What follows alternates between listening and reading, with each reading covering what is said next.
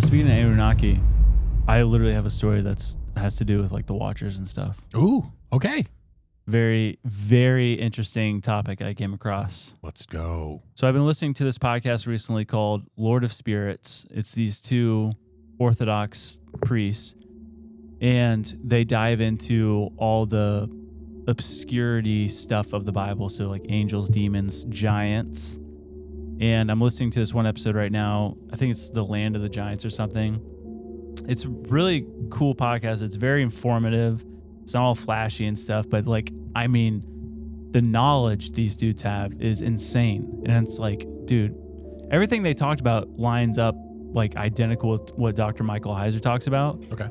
Except I find it fascinating because the Orthodox, Eastern Orthodox theology and stuff, they say that they trace it back to like the early church, you know? So I find that even more interesting that they're talking about this stuff that lines up so much with Dr. Michael Heiser's findings and whatnot with giants. Yeah. But they mention in this thing that in regarding the Watchers and the Nephilim and like how Nephilim were made, there's this verse in Deuteronomy 3 verse 11 talking about King Og. I'll just read it. For Og, the king of Bashan, was left of the remnant of the Rephaim, which were a giant clan. Mm-hmm. It said, behold, his bed was a bed of iron. It is not of Rabbah or of the Ammonites. 9 cubits was its length, and 4 cubits its breadth, according to the common cubit. So it's describing his giant bed. Right. Which to us, that's just kind of weird that they threw that in there. And they said, well, there's some context to that. In ancient Mesopotamia and ancient Canaan, they had this ritual to where they believe the Watchers or the angels would come and they would perform these ceremonies on these certain type of beds. And that's how these Nephilim were produced. Like this, but it was like historical context. He's like, if you read that without knowing the historical context of like what actually was happening, so that's exactly what they're describing, was this ritualistic thing describing the bed. Yeah. And he just briefly mentioned, he's like, yeah, and the Emperor of Japan still does it. And I'm like, really? I said, hold on. And like, yeah, he's like, it's crazy. I'm like, well, I gotta look into this. Yeah. So, in Japan, there is this thing. It is called, forgive me if my pronunciation of these Japanese words. Do it in the voice. Revving up. Okay, so it's this ritual called the Daijosai. And basically that is where is it called? It's like it's this ritual, the Daijosai. So anytime an emperor comes into power, what they do is they erect these two huts. And in these huts there's a bed and there's rice, sake, and this tradition has gone on since 600 BC. And Goodness gracious. The emperor now, this actually happened in 2019. This new emperor came into power. But they trace their lineage back to the first emperor of Japan. It's the longest reigning monarch in history. Wow. Oh, wow. But they believe that they are a direct descendant of their sun goddess, which her name is Rebecca. Sunny. No, I'm just kidding. It's not Sunny. Her name is, where is it? Give me a second. Okay. Amaterasu.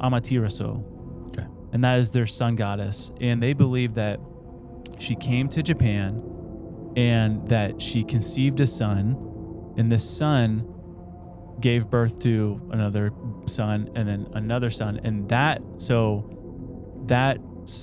third son became the first emperor of Japan. Wow. And so this ceremony, the Daijosai, is a ceremony that no one knows what happens in there. Only the emperor and the priests that perform it.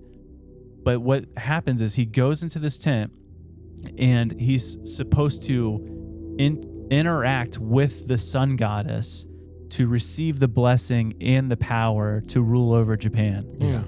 But they're saying, the rumor is there's some weird creepy stuff that happens because there's a bed in there. Yeah. And that it mimics almost exactly what they used to do in ancient Mesopotamia and Canaan. Sure.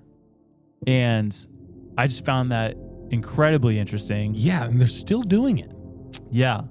And I tried to look into like what it was Japan's religion, you know, like going back to like way back to the BC era. And it's like they don't have a religion. They don't like practice a religion, but they do have deities that they worship. And it's like different deities, different things, but like there's like a river deity, a mountain deity. And but they even talk about these angelic like beings coming down and being like these great men. And I just thought, I'm like, this is so fascinating. Yeah. That in today, 2019, the Japan of Emperor entered this tent to talk to their sun goddess because he's a descendant of the sun goddess. Yeah, there's got to be some They powerful eat to that together too. supposedly, and they drink sake, and then there's whatever else happens. Yeah. Well, did you see the connection with the cave and the sun goddess? No. So, like going along with what you're saying, apparently in their mythology is that they call it the Shinto religion, and she's a central figure of Japanese mythology. She is the ruler of the celestial plane, provider of light and warmth. But at some point in the history, her brother defiled the celestial plane, and it caused her to need to go into hiding, and she went into a cave, which is another theme we see with these sort of unions. But apparently she was lured out. They put like mirrors and gems in a tree, pulled her out. But along with that, there was a provocative dance done. And so basically the idea of enticing this woman deity. And it's just weird that there is always a I'm just trying to be careful for the kids listening, but there's always something like that tied with. And then the cave angle is weird. Yeah. We see a lot of those angelic unions being driven into caves. Yeah, and what's interesting is the emperor has always been held as a god figure. Like they are a divine being. And it wasn't until World War II ended that they basically had to sign, the U.S. forced them, like, the emperor has no divinity. It's like, yeah, the emperor has no divinity. But they're like, yeah, he does. They did that in World War II? Yeah, after World War II, they had, when part of their treaty thing had to do with the emperor, and he basically had to come out and say, like, yeah, I'm not a divine being, I'm not God. Really? Yeah. That whole I guess I've never heard scene that. sounds like the one from the Santa Claus, where the cops are like Scott Calvin, and he's like Popo Shishu. Popo Shishu. No, that's like very common though with ancient civilizations, right? The pharaohs thought they were descendants of gods. Yeah. They were like they thought they were gods. Yeah. Because of that. Is that also my question? Because the flag for Japan, that's the sun, right? In the middle. Oh, interesting. I didn't even think about that. I didn't think about that either. That's a thing. Google. In the meantime, you're listening to some fancy cool podcast that gives you Bible insights, and I just thought, since the Bible's funny, I'll give you a Bible insight I just found the other day. I haven't even talked about anybody with this. Cool. Really.